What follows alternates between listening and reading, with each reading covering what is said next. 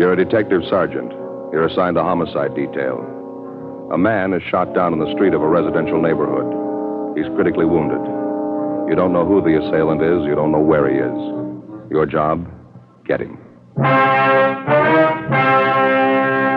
Compare Fatima with any other king-size cigarette.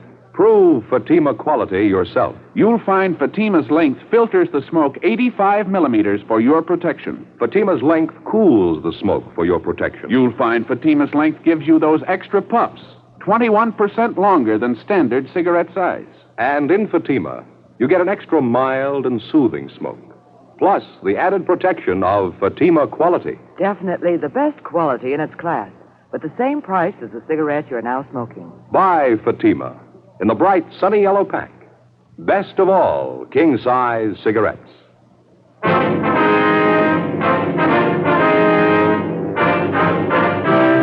Dragnet, the documented drama of an actual crime.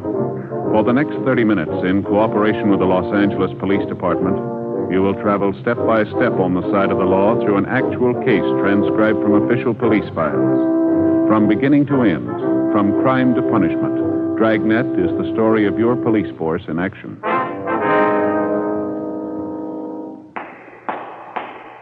It was Thursday, January 20th. It was mild in Los Angeles.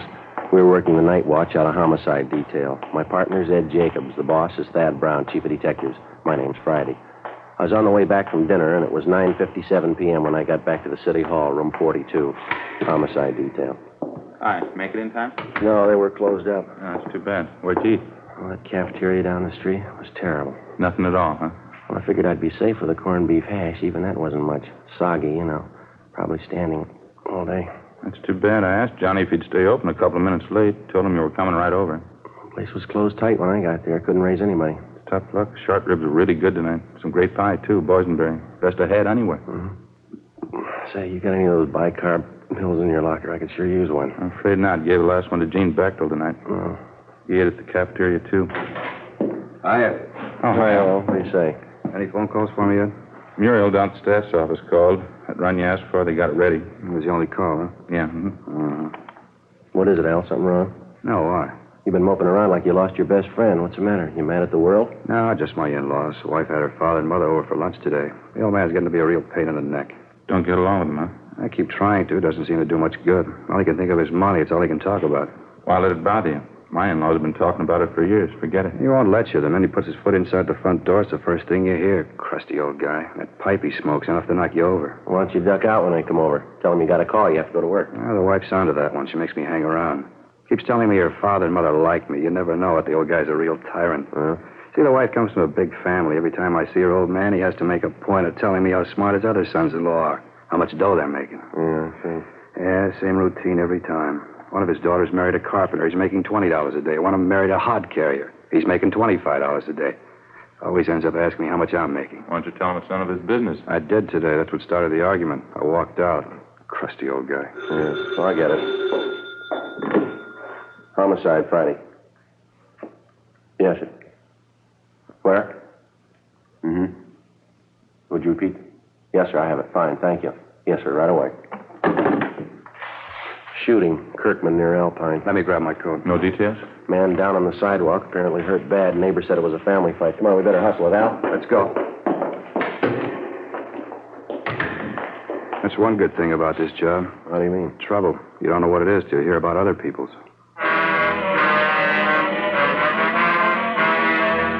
Sergeant Al Shambra, Ed and I drove out to the scene of the shooting. Code 3, red light and siren. We located the victim lying on the sidewalk approximately 50 feet from the intersection of Kirkman Avenue and Alpine Street. He was a dark-haired man, looked to be in his early 40s, tan complexion, well-built. He'd been shot several times in the chest, once in the shoulder. He appeared to be unconscious. A handful of curious neighbors were standing by. One of them, a short, balding man, identified himself as Ernest Whitley. He said he was the victim's next-door neighbor. What's the man's name, Mr. Whitley? Wally Radford lives right next door to me. Been my neighbor for years. Where do you live? This apartment court right here. I live in the cottage next to the end when they're number 8. Wally lives in number 9. One right in the end there facing us. See? Yeah, what do you know about the shooting, Mr. Whitley? Well, I didn't have anything to do with it. I was watching television with the wife. I heard the shots outside. You can ask the wife. She'll tell you. You heard the shots outside of Radford's cottage, is that right? Yeah, that's right. Where's the ambulance? Why don't they come? They've been notified. They're on the way. Well, who did the shooting, Whitley? Would you know that? Well, not for sure. We were watching television, like I said, when I heard the shots, wife and I. First, I heard the shots, and then I heard somebody yell. I thought it was some high school kids in a hot rod or something. You know, horsing around outside. Wife told me to get up and take a look anyway, so I did. Uh-huh. On the way to the door, I heard another shot. Then somebody yelled out again like they were hurt. Must have been 6 or 7 shots anyway. Just as I opened the door, I saw Wally go running past. I didn't know what was coming off. He ran right out toward the street here. Weaving back and forth, looked like he'd had a couple of drinks. I didn't know what it was. You didn't see the actual shooting? You didn't see anyone with a gun? Well, no. The only one I saw was Wally. He ran right by me, holding his hands up to his chest. I yelled to him, but he didn't stop. I didn't know if he was drunk or what. When he got out here to the sidewalk, I saw him fall down. I went after him. It was terrible. Say, either one of you got a smoke? Yeah, sure. Look, I'm still shaking like a leaf. There you go. Swell. Thank you. On the light? Yeah, please. Thanks. You're welcome. Was Radford still conscious when you reached him, do you know? Just about, yeah. I don't know how many times he was shot. He was rolling around on the ground. Pain was terrible. The whole front of his shirt was all stained. I yelled to Mike Desmond, one of the other neighbors. He called you fellas. Did Radford say anything to you? How it happened? I kept moaning about the pain. Kind of made me sick. It was a relief when he passed out. Mm-hmm. Did he tell you how it happened? Yeah, his wife.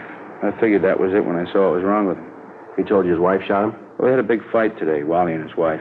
Started this afternoon, been going on all day, all night, yelling at each other, throwing things around. I never expected this, though. Something must have snapped. She must be out of her mind. Where's his wife now? I don't know. Still back in their cottage, I guess. I've been here since the shooting. I didn't see her leave. Joe? Yeah. We got our hands full. Now, what do you got? Just talking to one of the neighbor women back in the court here. She said that Mrs. Radford phoned her about 5 minutes ago. Identified herself as the victim's wife, cottage number 9. What did Miss Radford want with the neighbor? She said she was giving fair warning. She wanted her to pass the word along. What do you mean? Claims she's going to kill anybody that comes after her.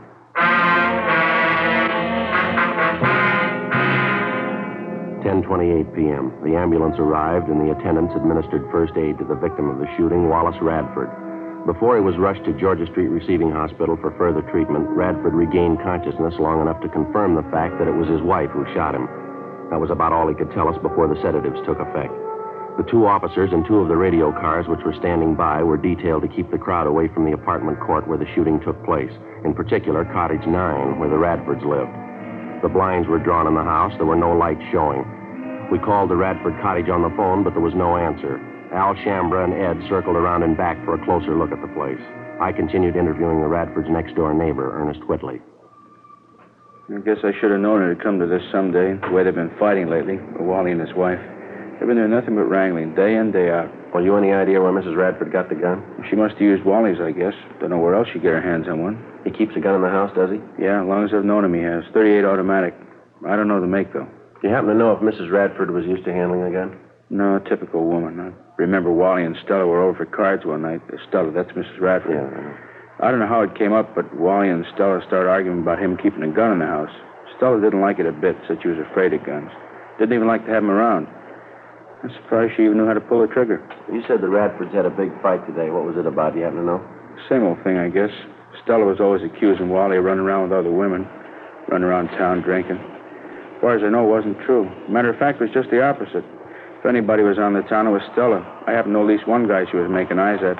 Oh, here's your friend. Hi, what's it look like? Not good. House is pitch dark. Can't hear anyone moving around inside. Won't be easy to get her out of there, Joe, the way the cottage is situated. Why, what's the problem? The rear of the house backs up against that hill there. Yeah. Just a small space between the end of the house and the hill. No back door, just windows. One of them's open a few inches. You mean the front door's the only way in the place, huh? No, there's a side door on the left of the house there, left-hand side. That's a kitchen door, Sergeant. Leads right into the kitchen. Just like our place. All the cottages are laid out the The same. living room's just inside the front door, then, huh? Yeah, that's right. Bedroom's in the right rear, kitchen in the left rear. A small bathroom leading off the bedroom leads to the left. She won't come out peaceably. How about a tear gas shell? That ought to bring her out. Well, I don't know if we'll need it, Al. Might be a waste of time. Whitley here was just telling me Mrs. Radford isn't familiar with guns. You think she know how to reload the automatic, Whitley? No, sir. I'm pretty sure she wouldn't. I don't even know if Wally had another clip of shells around the house. Even if he did, Stella wouldn't know what to do with it. Well, how about the clip that's already in the gun? Good chance she's got a couple of shells left. She fired more than half a dozen of them, I know that. She must have gone crazy. There were at least 7 or 8 shots. Well, they're just about empty, the gun. How about it? You want to try rushing the place? Let's go. Okay with me. All right, you better stay out here for the time being, Mr. Whitley. Might be some shooting. You know you taking any chances. Yes, sir, sure. Okay, Sergeant. I'll be right back here if you want me. Thank you very much. All right, let's try it. How you want to handle it? Why don't you and Al take the side door? I'll go in the front. You want to see if we can get a rise out of her first? Yeah. Might be she'll give it up without a fight. I'll call out to her a couple of times first. If there's no answer, we'll rush the place. Okay. Now, let's make it all together, huh? Just wait for a signal. I'll call it out. All right. Okay. That's it. Side door just behind the shrub over there. Gives a little time to get around her, huh? Yeah, now, when I call out the rush, make it fast. It's the only thing we got in our favor. We'll try and surprise you. Right. See you later. Be careful. Mrs. Radford? Miss Radford, can you hear me? Police officers, we've got your place surrounded. We want you to come out. Can you hear me, Miss Radford? We want you to come out. Miss Radford? All right, let's go. Hit the doors.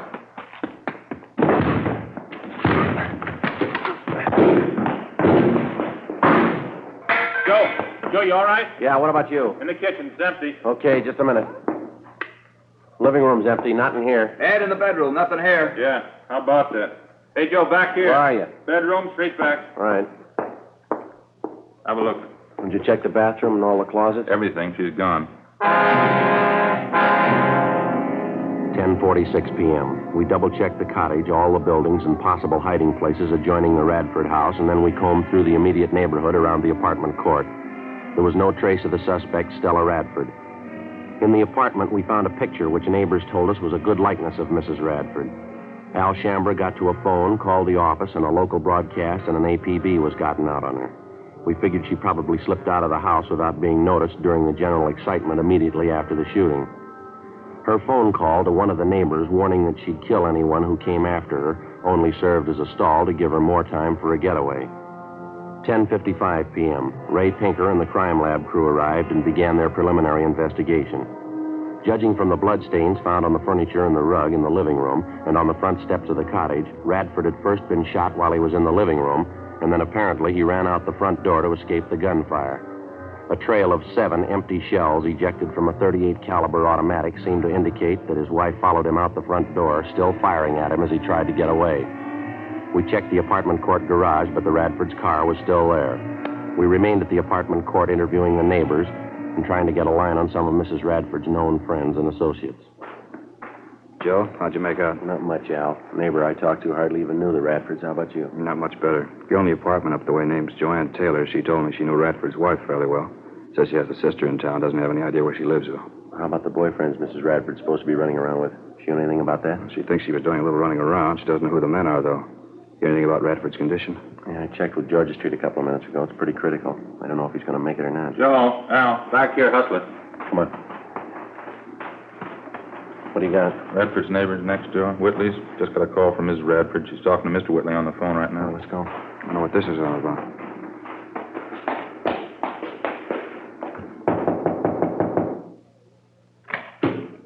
Oh, yeah, Sergeant. I was just going to run and get you. Do you have Mrs. Radford on the phone? I did, yeah. She hung up just before you came in. Wouldn't talk, though. Did she tell you where she is? No, she sure sounded funny. I think something snapped. She's a little crazy. What'd she say? Why'd she call you? Said she wanted to find out if her no-good husband was dead yet. That's all I could make out. The rest was just a lot of gibberish. She wouldn't give you any idea where she was? Where she was phoning from? No, I asked her, but she just laughed at me. Might still have a chance to find out, though. Yeah, how's that? She's going to call me back.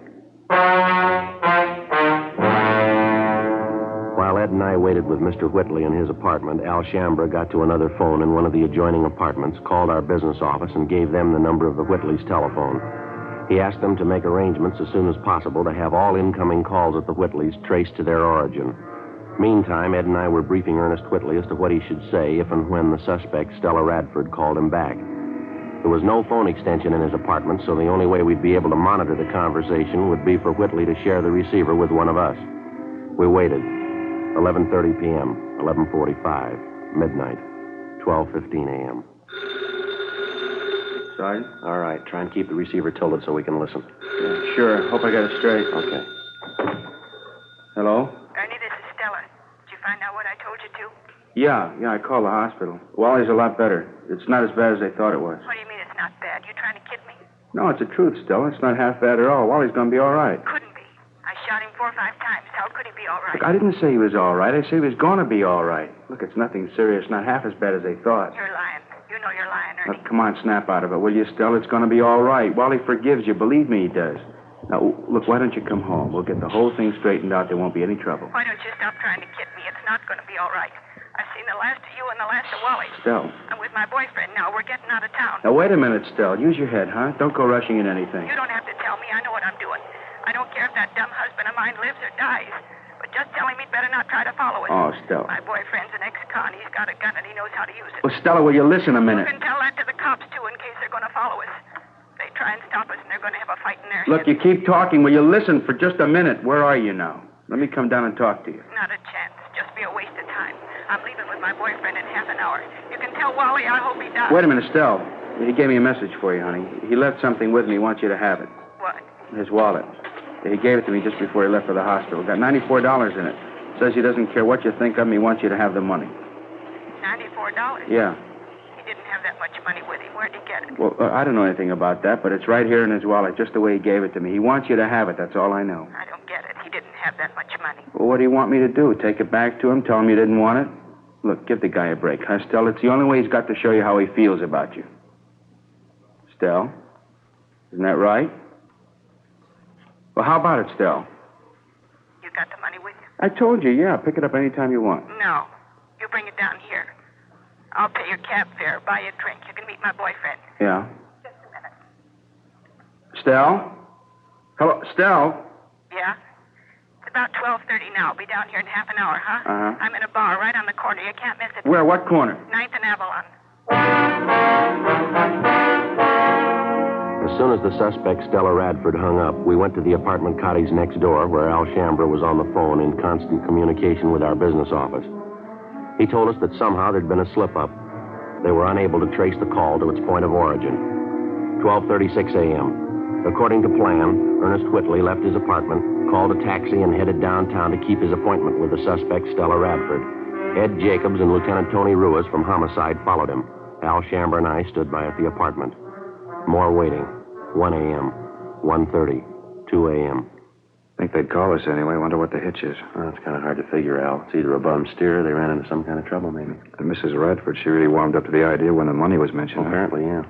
I was listening in when Whitley gave her the story. She seemed to go for it. It's kind of hard to tell. The way this whole thing shapes up, she can... Might be them now. Give a look. Joe? Oh, yeah, Ed. What happened? How'd it go? We covered the bottle closing, cruised the neighborhood, gave her plenty of time. Yeah. No luck, she didn't show.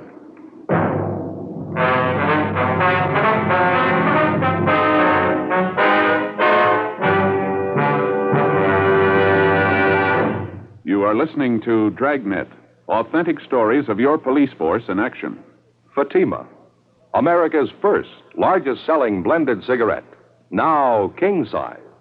The only king-size cigarette that makes you this money-back guarantee. Buy a pack of Fatimas. Enjoy Fatima quality, extra mildness, and superbly blended tobaccos. If you're not convinced Fatima is better than the king-size cigarette you're now smoking, just return the pack and the unsmoked Fatimas by August 1st, 1952, for your money back plus postage. Fatima, Box 37, New York 1. Buy Fatima. Compare them with any other king-size cigarette. 1. Fatima's length filters the smoke 85 millimeters for your protection. 2. Fatima's length cools the smoke for your protection. 3. Fatima's length gives you those extra puffs, 21% longer than standard cigarette size. And you get an extra mild and soothing smoke, plus the added protection of Fatima quality. Remember, more smokers now insist on Fatima quality than ever before. Buy Fatima. In Fatima, the difference is quality. Best of all, king-size cigarettes.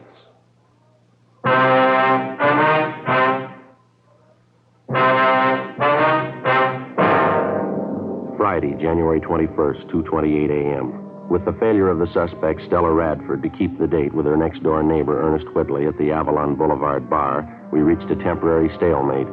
Despite the fact that checks were made at all restaurants, bars, and other business places in the vicinity of 9th and Avalon open that time of night, there was no report or trace of the suspect.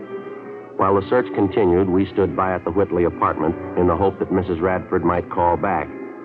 A check of our Records and Identification Bureau failed to turn up any record on either the victim or the suspect, his wife. Ed called Georgia Street Receiving Hospital again, but there was no change. Wallace Radford's condition was still critical. At 2:35 a.m., Stella Radford telephoned again.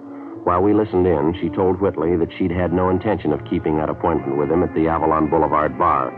She told him that she knew he was working with the police, that she saw officers follow Whitley to the bar where they were supposed to have met. She again warned him of the consequences in the event anybody tried to apprehend her. After she hung up, we checked with the business office, and they told us that the calls had been coming from a telephone prefix which was impossible to trace. 10 minutes later, Whitley got another call from the Radford woman. The conversation went on for the better part of 20 minutes. She didn't seem to make much rhyme or reason. Her only concern was the condition of her husband, whether or not he was dead. She hung up abruptly, but 15 minutes later, she called Whitley again. Look, Stell, I told you there isn't going to be any trouble. Now, why don't you go and see Wally? He's lying down there in the hospital. He wants to see you. How about it, huh, Stell? Is he dead or not? That's all I want to know. My boyfriend and I are leaving first thing in the morning. I want to find out before I go. Why don't you at least give me a chance to talk to you, Stell, huh? We've been good friends. You know I wouldn't do anything to hurt you or Wally. Now, let me talk to you, huh? There's nothing to talk about. If you got anything to say, you can tell me now. All I want to do is find out about I Wally. told you he's hurt, but he's going to be all right. It's not serious. Stell? Why don't you stop lying to me? Look, I'm not lying, Stell. I wouldn't lie about something like that. What's the matter with you anyway? You been drinking? What's it your business? You're not kidding me, Artie. You're trying to help the cops. Don't you think I know that? What kind of a fool you think I am? Look, I'm trying to help, Stell, that's all. Sure, you're trying to help. Not me, though. You're trying to help the cops. I know they're with you. When we made that date to meet at the bar, you told them all about it. No. You left the house and they left right after you. I know Stell, all about it. no, you got it wrong, honey. I'm trying to help both of you, you and Wally. I'm trying to help the best way I know how. Now, why don't you come home? I told you we'll straighten the whole thing out. There won't be any trouble. Don't hand me that. I said we're leaving town, me and my boyfriend. Now, what about that money? $94. She said Wally wanted me to have Yeah, that's right. He does. Now, how can I get it to you if you don't trust me? Get away from the cops, that's all. Oh, Stell. Maybe I could use the money, but I'm not giving myself up. Look, you're wrong about the cops, Stell. Believe me, you are. Now, why won't you let me meet you someplace? Any place you want, just let me talk to you. How many times do I have to tell you there's nothing to talk about? All I want to know is about Wally. Is he dead yet? But I told you, he's not dead. He's going to be all right. Look, why can't you believe me? It's not what they thought. Wally will be okay. Ed, Yeah? in the next room. But what for, Stell? Why? Now, come on, snap out of it, huh? No, it's the truth, so help me. Yeah, what's the matter? Well, it just happened to strike me. You hear that streetcar that just went by a minute ago? Yeah, I did. Why? Did you notice a little before that when we were listening on the phone? Sounded like the same thing coming over the line, didn't it? Yeah, come to think of it, it did. Matter of fact, I heard it a couple of times coming over the phone. It's pretty regular. Yeah, that's what I mean. Streetcars have been passing by here regularly, too. Not much of a time lapse, either. Not much more than a minute. Mm-hmm. Well, I mean between the time when we hear it over the phone and the time the streetcar actually passes this place. Yeah? Well, if we've got the right angle, there's only one way to figure it here. She's phoning from somewhere in the neighborhood, and she's fairly close, wouldn't you say? Where do we start looking? Well, car tracks only run two ways. 3:30 a.m. Ed and I went back into the next room and continued to monitor the conversation between Whitley and Mrs. Radford. Whitley seemed to know how to keep the suspect talking, even though the purpose of her conversation seemed to make little or no sense. At 3:42 a.m., while we listened in, on the other end of the line, we again heard the sound of a streetcar approach and pass. Ed checked his watch. Approximately 1 minute, 38 seconds later, we heard a streetcar pass by in front of the apartment court. Before Ed and I left, we jotted down a note for Whitley asking him to keep Mrs. Radford on the line just as long as possible. We got in the car and drove north along the car tracks at about the normal speed of a streetcar. 1 minute and 38 seconds of driving brought us a distance of little more than 8 blocks. It was on the fringe of a park area. There were only 3 residential buildings in the immediate vicinity. There were no lights showing in any of them. We checked the location for public telephones, but we found none. 4:15 a.m., we turned around, drove back to the apartment court, and using the same timing procedure, 1 minute, 38 seconds at 25 miles an hour, we drove along the car line in a southerly direction. Sure not much of a choice. Bars are closed, most of the restaurants. No lights burning on this block. A few up ahead there in the next block, Ed. Yeah. Got to come pretty soon, doesn't it? Yeah, it's a minute right now. I can't see how we'd be wrong on it, can you? Too much to write off is just a coincidence. Minute 15 seconds. Minute 20. Better slow down, huh? Yeah. What do you think? Well, it's a service station across the street. It's closed up. Well, a lot of them have outside payphones, don't they? You see any? No? None on this side. Let's see, I'll pull up in there, huh? Yeah. There's a phone booth in the back there. There's no lights, though. Looks like somebody in it. Yeah. Looks like a woman. Yeah, it is. Come on. All right, hold it up, lady. She's running for it, Joe. All right, come on. Come on, hold it up, lady. Police officers. Let go. Let go of me. What do you think you're doing? Police officers, lady. Here's our identification. I'd like to talk to you. You leave me alone. Just leave me alone. That's all. I don't have to talk to you. Your name's Stella Radford, isn't it? No, it isn't. Is that your identification? Who sent you here? Who was it? Are you Stella Radford? You couldn't have found out. How'd you know I was here? It was Ernie, wasn't it? Him and his friends. He told you. No, ma'am. I don't see how you found me. Somebody had to tell you. You never could have found me. I don't see how I made any mistake. Yeah, that's right. Let's go, lady.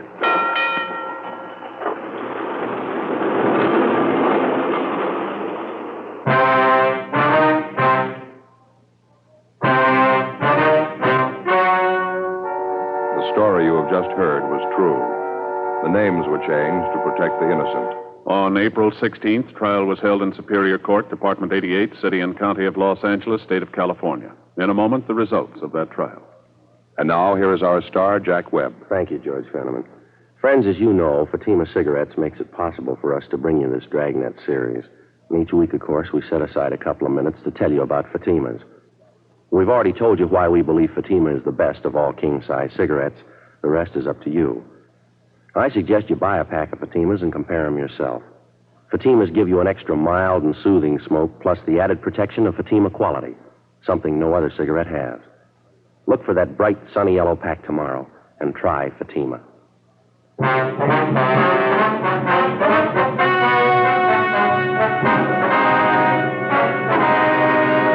The victim of the shooting, Wallace John Radford, recovered from his wounds and refused to press charges against his wife. However, she was tried in Superior Court and found guilty of Section 245 PC, assault with a deadly weapon. She was sentenced to the term prescribed by law. Assault with a deadly weapon is punishable by imprisonment in the state penitentiary for a term not less than 1 nor more than 10 years. Ladies and gentlemen, Mr. Joseph M. Kinnick, President of the California State Juvenile Officers Association. Thank you. The California State Juvenile Officers Association has asked me to present this award of merit to Jack Webb and to Dragnet for outstanding service to law enforcement in the authentic and sympathetic portrayal of the police officer in the field of delinquency control. Thank you very much, Mr. Kinnick. And I'll be looking forward to meeting you again and the members of your association at your annual conference banquet tomorrow night here in Los Angeles.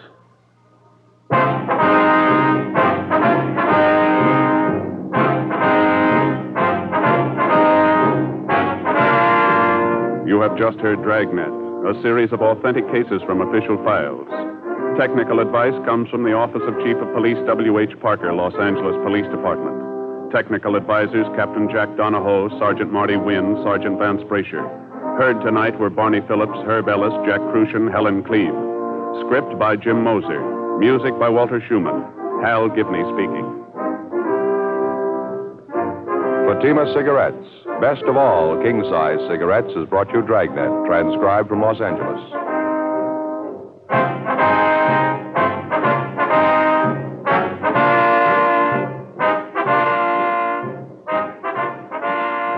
Ladies and gentlemen, nature plus the threat of man-made catastrophes make continuing help in constant preparedness necessary.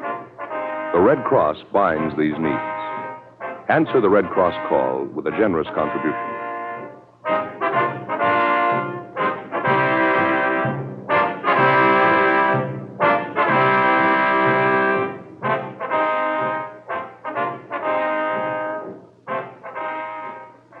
Next, it's Mr. Keene, Tracer of Lost Persons on NBC.